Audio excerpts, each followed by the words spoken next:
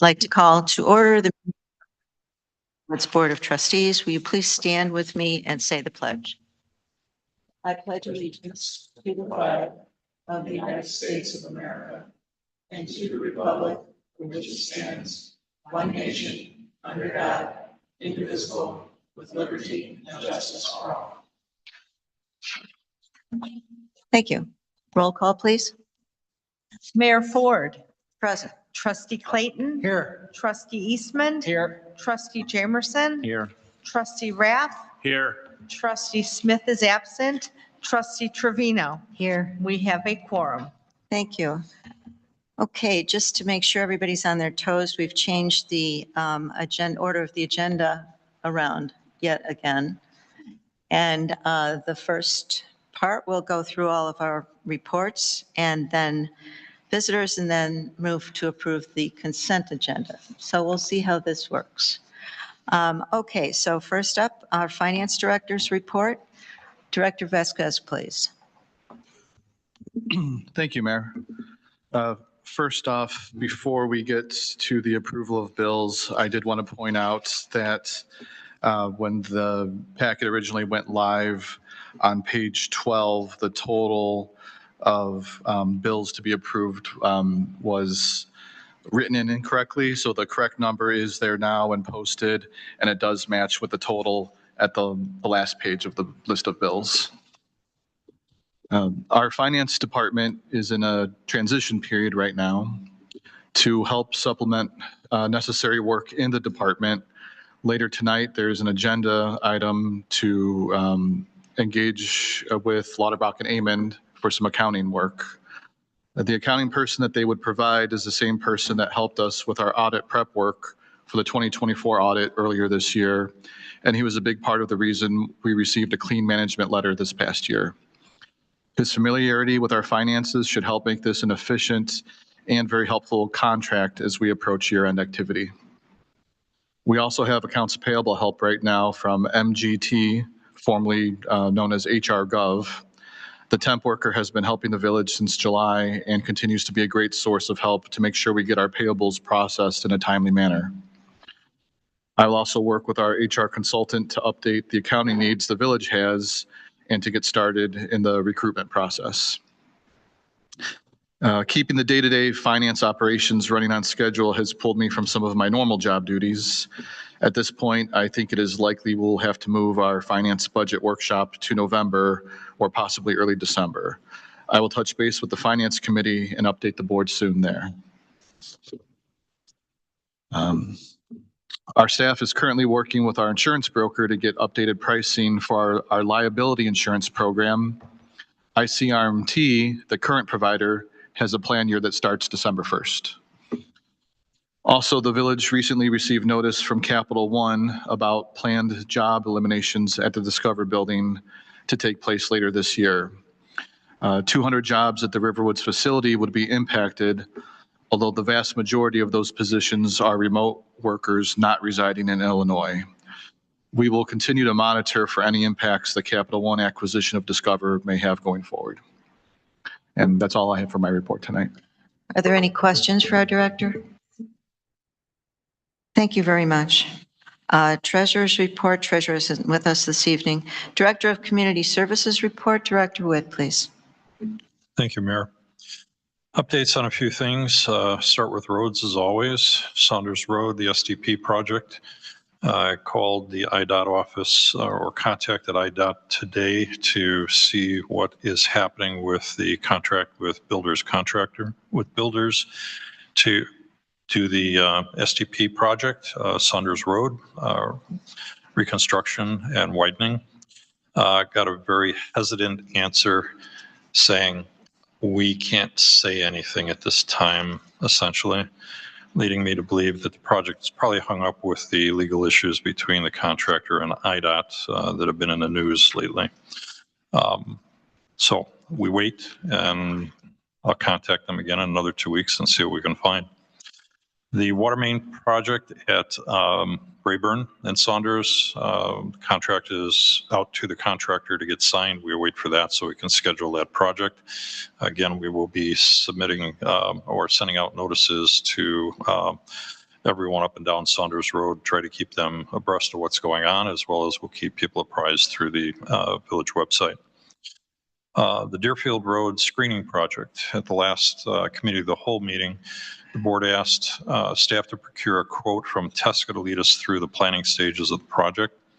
Tesca's proposed budget for that scope of work that was presented at the COW is $25,000. So I need a notion as to whether or not that's an acceptable level to the board. If so, we'll bring a contract for their services at the next meeting to the board. Would you like to take a minute to consider what Director Witt is asking of the board? An inclination to move forward with Tesca is what we're looking for. Trustee Jamerson, please. Well, considering that when we started this discussion about, I don't know, 8 years ago, it seems, and I don't think that's an exaggeration, Not at all. the budget for the whole project was $250,000. So that's 10% of the budget, which seems like a lot of money to me. But it was 8 years ago, so I don't know. I think there's a need to do it, something, so that there's some type of unified plan going out there. I just know it's a lot of money. Trustee Eastman, please. Yeah, I would actually second that. I mean, I think there definitely needs to be a plan of the type that we discussed, but to me, that number seems high. I don't know if it's possible to get other people that would bid on that work. I mean, I know we closely work with Tesca, so, I mean, I wonder if there's any wiggle room to push back and try and, negotiate a better rate. I can certainly do that. I would just maybe have two comments. 8 years ago, 250,000 is worth what today? Yeah, right. And considering that Tesca's scope includes not only the kickoff meeting, but multiple community meetings, updating the board on what's going on, and actually preparing sketches and plans for multiple concepts. So it's not just a kind of a meet and greet type of thing. There's actually pen and paper or lines on computer, and there is a definite production, a document that and drawings that are going to be produced as part of this. And just in the event that somebody didn't, read the full details of what their scope is. Mhm. So this is not a project that's going to happen in the next month or two. This is something we perceive that's going to be maybe 8 or 9 months worth of their time. Okay. I mean, if that truly is the case, I mean, maybe, I don't know how hard it would be to get some sort of competitive other quote that might just kind of say, okay, we're in order of, pretty similar order of magnitude, just to get a little more comfortable with that. I mean, it's not a ton of money, but it's enough that it makes you think, right? I don't know what the thoughts are on that, or if there really is a comparable firm that would do that work. I mean, if there isn't, then there isn't. Can we just move ahead? Trustee Rath, did you have a comment? Yeah, I'd let Steve Witt answer whether or not there's a comparable firm to do it. When I first saw the number, the 25,000, I also thought it was a bit high. But then when you look at everything that is being done, this is a long-term project. We'll be at this for a long time, and this is really just to put us where we know we can continue and have a good project in the long run. I think it's, I would say it's a worthwhile project. As to, and the cost, it would be great to be lighter. And if Steve knows of something lighter, that would be great. But I'd be in favor of doing this. The only thing that I would add to this is Tesca has been kind of serving as village planner for many years, well before my time. Attorney Hoover could attest to that tenure with them from just my dealings with them over the past 2 years. Plus, they seem to feel what Riverwoods is about. They get it. And my only concern would be is to bring somebody in from scratch that really doesn't understand this village and the concepts here. I think you might get a lower number, but I don't think you get the quality of what we're looking to achieve. That's just personal opinion. Sure. No, I mean, my only point is just to benchmark it. I mean, I know from my own work experience being on the other side of that consultant relationship, sometimes when you have long-term relationships, those costs kind of get baked in and nobody really looks at it. So maybe it's just, a smell check. And then if it seems like it's, reasonably decent, then you go with what you know. I will have further discussion with Mr. Blow. And if it isn't possible, then it isn't. Okay. Thanks. Can I make one more comment? Yeah, trustee Jamerson, please. I think that we as a board may have to really think hard about how much money we're going to spend in totality for this, because if their cost is $25,000 and it, given what you've said they're going to do, it's probably not that far out of the ballpark. We're probably not going to complete that project for $225,000. So I think from a capital expenditure standpoint, that might fall into Trustee Clayton's ballpark. So, Trustee Clayton, please. Thank you. I agree with Trustee Raff. Under the circumstances, I think we should go ahead with it as it stands because of the benefits of this particular professional relationship that we have. Professional relationships are difficult sometimes because to get competitive bidding and so on. And given the advantages, they're working with our plan commission, they work with our board of, zoning board of appeals. They help with the comprehensive plan. They're engaged with us, and I would be in favor of going forward. Are there any other comments? Oh, I'm sorry, Trustee Raff. Yes, just a question. The $250,000 budget you referred to, what was that for? Attorney Hoover might have a better answer than I do, but from what I recall, we had some responsibility or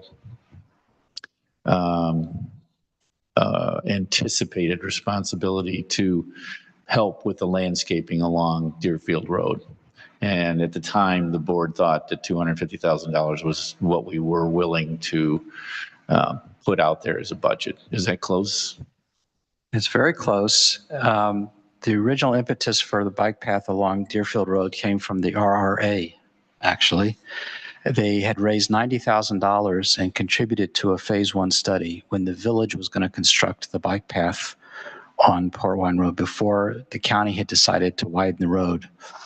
And the county agreed to take over the planning and do a phase 2 study at that time, still with it being not, a full county project, if the village would agree to help with our residents, because now the county was going to take over the project. So it was about in 2012 or 13, probably more like 12 or 13 years ago, that the board, maybe 2014, that the board adopted a resolution basically saying to the county, the village will support your efforts by contributing up to $250,000 to try and improve the landscaping, and win over the hearts and minds of residents to this concept. That was later superseded by the fact that it became a full-blown county project. But still, I think we still were the ones who paid for the phase 1 study, if we go back. Are there any other comments on this? I think we'll move forward. Director Witt will have some conversations with Tuska, and we'll bring this matter back before the board for final approval. Okay, thank you. Just as a reminder, as we continue, the snow removal services for 2025 to 26 season are due next Friday, the 26th. We'll come back to the board with the results of that RFP. I think we're out for about 8 or 9 different contractors at this point, so hopefully we get a few. There was no adjudication hearing today due to previous scheduling conflicts. Next hearing for that will be October 21st. As I'm sure everyone here is well aware, the weather this past Saturday caused 3 leaks in the northernmost main in the Thorngate subdivision at Wild Dunes, Masters Lane, and Long Cove Court. And we firmly believe that a lightning strike was involved in the cause of those breaks. There are a multitude of reasons for that, which I won't get into, but could willing to discuss that further if so desired. Due to other breaks that we've seen, particularly over the last 5 years within the subdivision and the age of the pipes, we are working on gathering as much information on the system, going back to original design specs and drawings, to help evaluate the cause of those other breaks, which are not anywhere necessarily near the breaks that occurred this past weekend. But in order to do that, staff feels that we need to get some soil borings taken. The purpose of that would be to look at the underlying soils, to evaluate the bearing capacity, to determine what kind of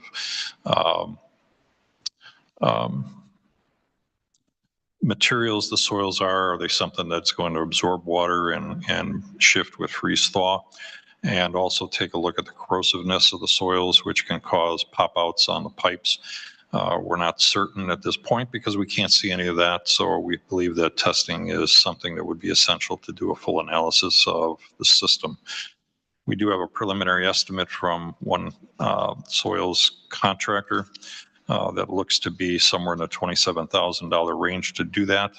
We are looking to secure some other bids and hopefully be able to bring something to the board at the next meeting. But we would like to have a feel for whether or not the board is comfortable with this and moving forward with getting the additional information through the soil borings.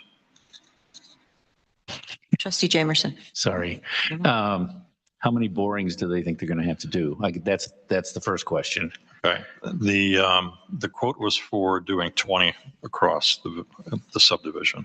Okay. The contractor that we got the bid from was the same testing firm that did the soils analysis for the Federal Life Demolition Project. Okay. So somebody who's, again, worked within the village, they were easy enough to get a quick quote from. But we do have 2 other firms that we were looking to see if we can get competitive numbers. Okay. Yeah, I would like to see some competitive numbers, but it doesn't sound like it's out of the ballpark.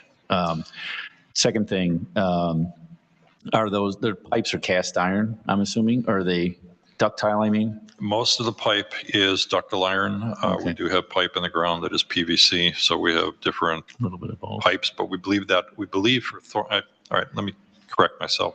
For the Thorngate subdivision, my understanding through GHA is that all that pipe is ductile iron. Okay. It's all put in 1994. And have there been, besides this last 3 breaks, have there been a lot of other breaks with these? There, within the last 5 years, there have been 5 other breaks, and there were 3 additional breaks beyond that, going back to 2011. Okay. Okay, thank you. Are there any other comments? Our director will then move forward and try to get some other, oh, I'm sorry. Your arm is like back there, so. Just to answer Sorry. to Thank you, Trustee Rath. Mr. Jamerson's question, by our count in the last 8 years, there have been 13 incidents of pipe failures or pipe breaks, which seems excessive considering the age of the subdivision. Yeah. Yeah. Okay, thank you. So we'll move forward with that and bring a contract for approval to the board as soon as we possibly can. All right, and then the last thing on my list, Clerk Moore and I attended last Friday the 4th cohort of the Metropolitan Mayor's Caucus's EV, Electrical Vehicle Charging Readiness Program. That was the kickoff meeting for this year's group, which includes 10 different communities. The purpose of the EV Readiness Program is to utilize guidance and resources assembled by every cohort ahead of us. So the Mayor's Caucus is actually the leading group in preparing communities for electrical vehicle charging systems. And as part of the sustainability measures that the village is looking to move forward with, this seemed to be a good project to become involved in. They give guidance with regard to establishing better permitting processes and changes to not only the zoning and parking codes, which I'm not so certain will really impact the village of Riverwoods, but I think that there's still a lot that we can learn by doing this. Are there any questions for our director? Thank you very much. Thank you. Next, our attorney's report. Trustee, Everything I have is Almost. for the board is on the agenda. okay. Police report. Chief, welcome home. Thank you. Yes, You're I welcome. just got back into town, so I did not prepare a report of police activity. I'll have one in at the next meeting. And I don't have anything else to report. Are there any questions for our chief? Thank you. Plan Commission report. Chair Brightcoff, no report. Zoning Board of Appeals, I don't believe they met. So no report there. Fire District report, no fire chief. Information items and comments from the president. So I'll just fill the rest of the time with all of I will not do that. I have the first thing I'd like to tell you about is the the board meeting I went to last night for the South Lake Mosquito Abatement District. And it was possibly the best meeting I've been to there in the last 2.5 years.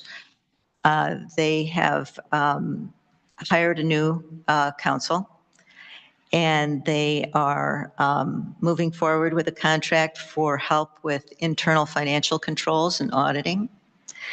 They are reviewing the ordinance, the levy, the tax levy, to see if it even needs to be changed, because they want to tie the financial stability of the district with what's being charged to the taxpayer.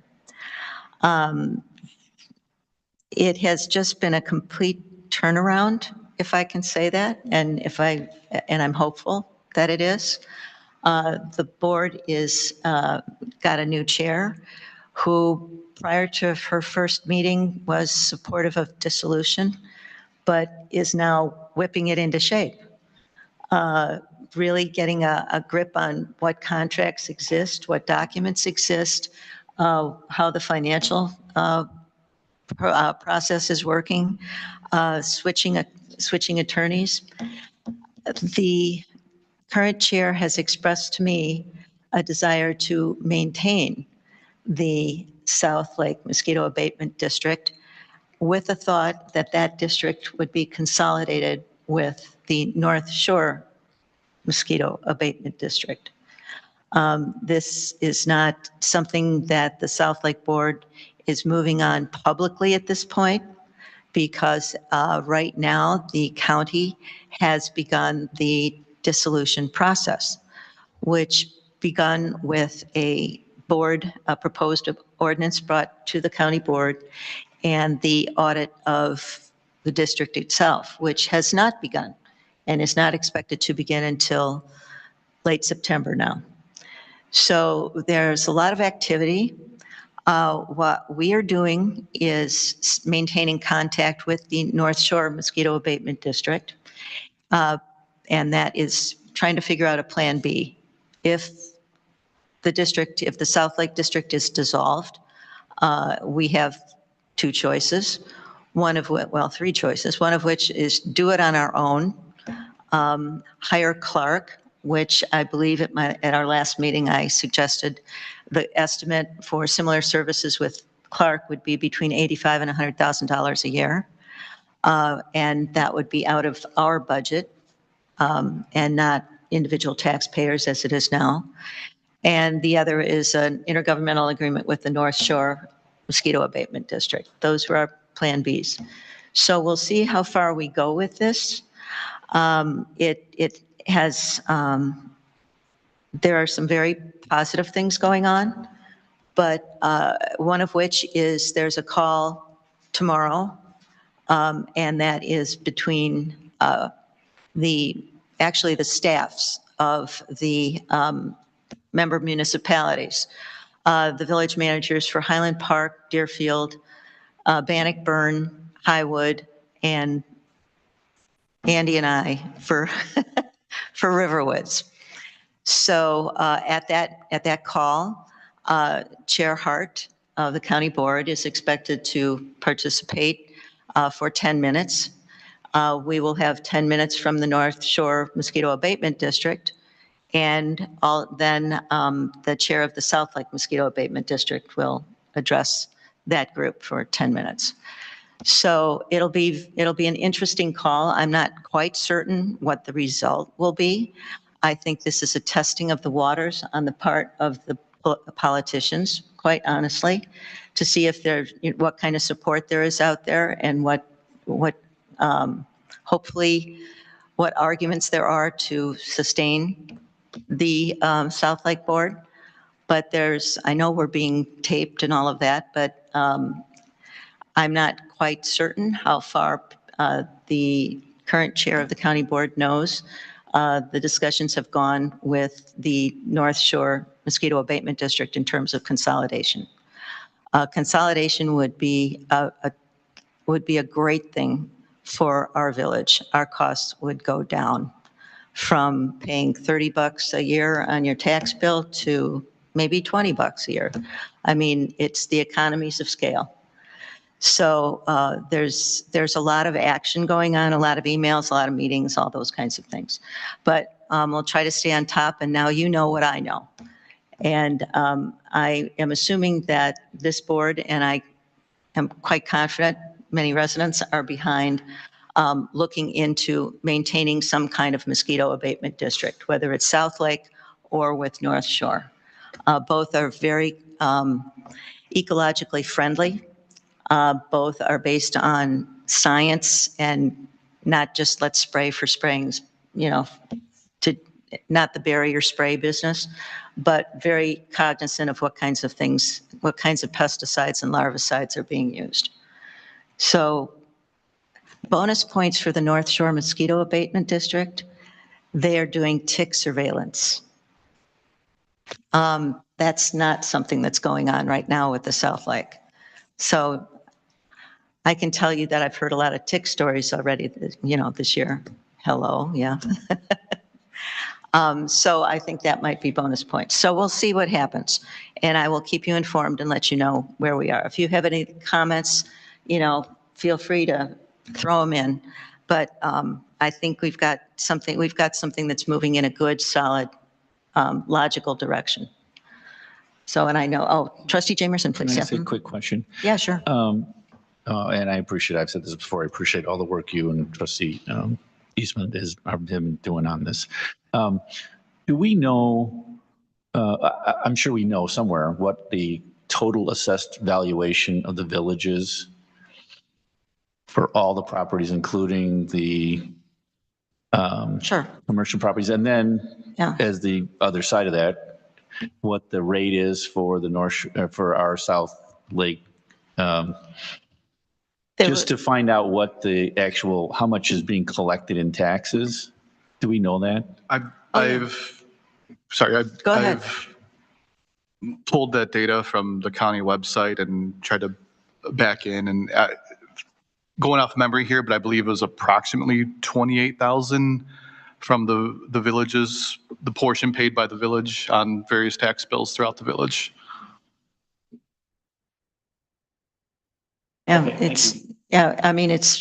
There were some attachments for the call tomorrow that compared per capita numbers for districts, and then compared those per capita numbers to, I think, independent municipalities. And there's a marked difference between a district and a municipality. There's a huge difference. And I would tell you the numbers, but I would be making them up because I know there's a big difference, but it's like, what is it, So we'll keep you informed and I'll let you know. Again, this is, the call tomorrow is not a public meeting. It is with staff and purposely not including the electeds, except for the fact that operate as a village manager. So, and I don't think they know Andy's a trustee. So, we're just kind of keeping it down. So anybody who's listening, yeah. So that's the South Lake, and that's a good story. Another good story is I put a handout in front of you, and it is a result of a conversation I've mentioned many times in the past that I want to do an update of the 2015 survey for the village. And the authors of the 2015 survey are here with us, Dr. Michael Bauman and Laura Trevino, Trustee Laura Trevino. And what we are hoping to do is, again, a refresher, get to the residents, find out what they think the issues are, help us set our priorities, refine our goals, and maybe, evolve a strategic plan which feeds into things like sustainability as well as comprehensive plan. This isn't meant to stop the work on the comprehensive plan that's being looked at now, because I think there's some urgency with respect to getting some of those refinements to the comprehensive plan, considering the development that may or may not be happening very shortly. So if you look at this, this is a high level. What's the process flow in the collecting of reviewing of existing data? I know that there is a draft of the demographic information, how the demographics have changed in the village or have not changed, and what that might mean to the future. And then after looking at all of those kinds of things, then there's the interview process with stakeholders and trying to get some groups together. Then the survey. A survey going out to all the residents. And I think when we did it the first time in 2015, we had a rather large response rate. And so we know that what we were hearing was valid. Taking all that together with the board and saying, what does this really mean? Where are we going? How do we incorporate that into how we set our priorities, where we spend our money, basically, and what residents really are thinking. So, and how have those changed? How have those goals changed from 2015? One of the top goals from 2015, if my memory serves me, was village infrastructure. Number 2 was the police department. And then from there were several others. So how has that changed? Has it changed? So again, that's the project that we've embarked on. I'm hoping in the next meeting or two, we'll find a place on the agenda where we can ask for a presentation of at least the demographic portion of what we're doing and keep moving forward. The idea is to keep moving forward because it is a big project and it will take time, but I think it's going to be worthwhile in terms of who we are and what we're doing. So that's just to kind of update you a little bit on that. And then what I wanted to update on is just give you a little taste of what we've been spending our time on. We've had meetings about the cost share program and how we might change that or how we might make it more available. We have the insurance renewal, you've heard, personnel. We've had, we're having some issues, transition issues. EV readiness, 2 members of our staff, Director Witt, Clerk Moore, went to the EV readiness. The playbook for sustainability, we have that out, and that was given to the technical committee for them to take a look at. Questions on the burn ordinance have come up and tried to reach a little bit more clarity for our police officers on that. We had, strangely enough, and this will warm the hearts of most people, we had a call or a reach out from another developer on the 37 acres through the owner of that property. So who knows what, yeah, I know, this is what, the 8th or 10th effort, so it's just a stormwater project, kind of put a little closure on parts of that. That really has been more focused on pollution control and instead of how are stormwater managed and have there really been any damage from the stormwater over the years. Well, I'm not even going to talk about that. We've had inquiries about fiber optics. Our village attorney's been working with at least two companies that have come and wanted to do business with us. Quick Trip is still out there. We were working on the police negotiations and finally finished that contract. So there are a lot of things that are going on, and bragging a little bit, we've got our clerk who attended a municipal clerk meeting with people about our records project and so forth. And we also had our Director of Community Services renew his certificate of floodplain. What's the proper title? Floodplain management. So things are, we've got a lot of things going on. Good things that are all dedicated toward enhancement of staff, enhancement of the services for the village. So I just wanted to, and one final thing, maybe not final, but it's final. Fall Fest.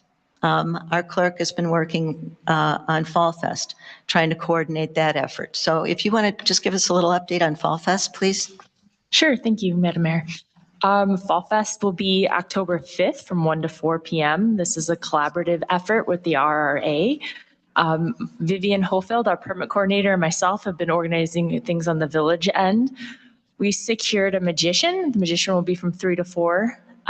Vivian's been working and polling all the staff members and the mayor regarding a human statue and which one we want to contract with. That's been fun. One of the activities this year is going to be a trunk or treat.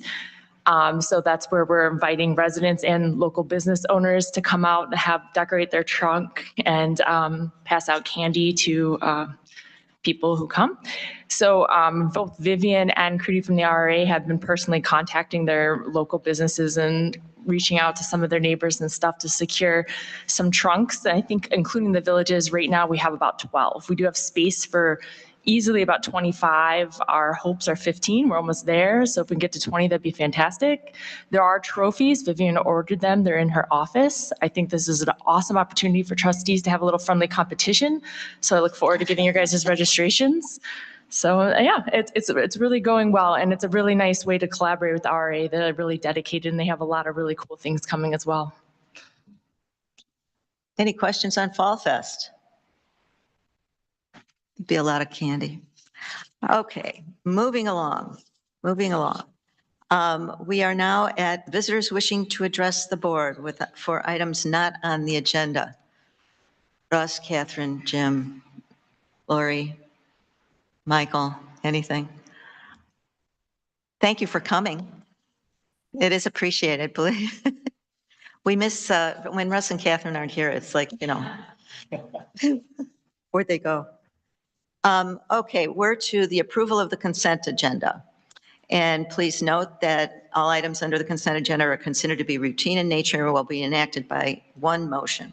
There will be no separate discussion of the items unless a trustee so requests. In that event, the discussion will be the first item of business after approval of the consent agenda.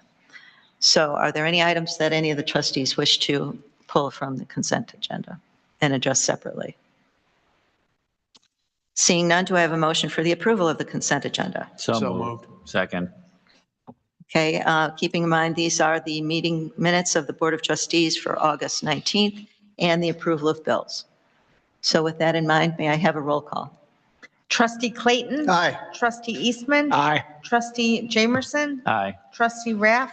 Aye. Trustee Trevino. Aye. Motion passes. Thank you. On to new business. First item is motion to approve Resolution 250910, approving a collective bargaining agreement with the Metropolitan Alliance of Police, Chapter 330. Who would like to lead the discussion?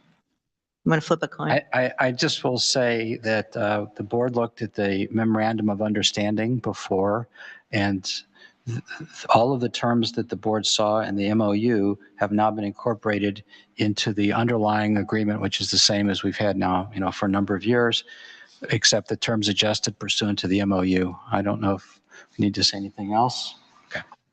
Any questions? And it's been signed by the MAP, by the union, so they're just simply waiting for our approval. Okay, seeing no questions, any further discussion? Is there a motion, please? I'll make a motion that we approve the Resolution for the collective bargaining agreement with the Metropolitan Alliance of Police, Chapter 330. Second. Hey, any further discussion? Seeing none, roll call, please. Trustee Eastman. Aye. Trustee Jamerson. Aye. Trustee Raff. Aye. Trustee Trevino. Aye. And Trustee Clayton. Aye. Motion passes. Thank you. Next item is approval of an agreement with Lauterbach and Amen for temporary accounting services. Director Vasquez, please. Thank you. As I mentioned earlier, the Finance Department has a current need for accounting assistance, especially as we approach year end. After speaking with Lauterbach and Amen about the village's needs on this engagement, they provided the proposal that's attached in the packet for 50 hours of assistance at an amount of $10,000. Again, the proposed accountant that would oversee this engagement has municipal auditing experience and provided audit preparation assistance to the village earlier in 2025. And his work helped contribute to our clean management letter the village received as part of our 2024 audit with Selden Fox. Having an accountant that is already familiar with our financial reporting as well as our financial software will help ensure that the assistance we receive will meet our needs at this time.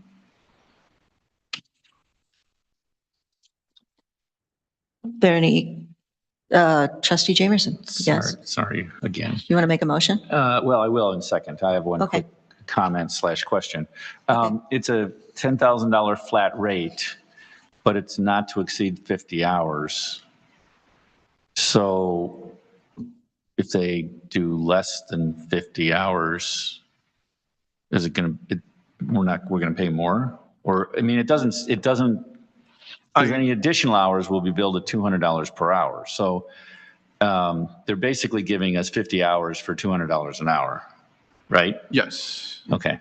And It just doesn't, the way it reads, it sounds like if they only give us 40 hours, we're still going to pay them $10,000. That's the way it reads. well, that is how it reads. If you can get that fixed, I'm all for it. So If you would like it as a, I will make my motion saying that it needs to be fixed. Is that okay? you would like the wording of the agreement to be, it is not to exceed 10,000? No. Or just? No, it's I at would this- like it to say at a flat rate of, or at a rate of $10,000 for 50 hours of these services. I can talk to them about. Does that make sense? I mean, am I missing something? It does. They came up with that amount because in my discussions with them, it was based around having a half day of this accountant's in office a week for X amount of weeks. But But you see what I'm saying? I mean, if for some You're reason thinking they if there's they only use 40 hours. 40 hours, we're still going to pay $10,000, not $8,000. the way it's worded, that is correct. Although Okay. I can assure you, I would. make I'm sure we you're use going to make them give us every 50 hour. hours. Yeah, don't worry. Yeah. Okay, then I'll make a motion that we approve it. I just Second. Is there a second? Is just there any want you to further know where I'm coming discussion? from.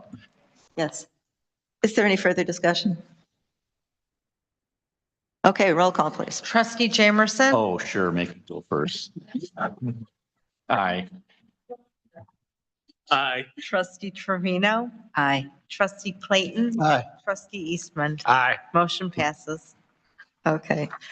The next two items, I think, are a topic for a different, So to discuss the terms of the lease agreement with Verizon, we're going to be discussing the actual rent charge that we want to negotiate to have them pay us.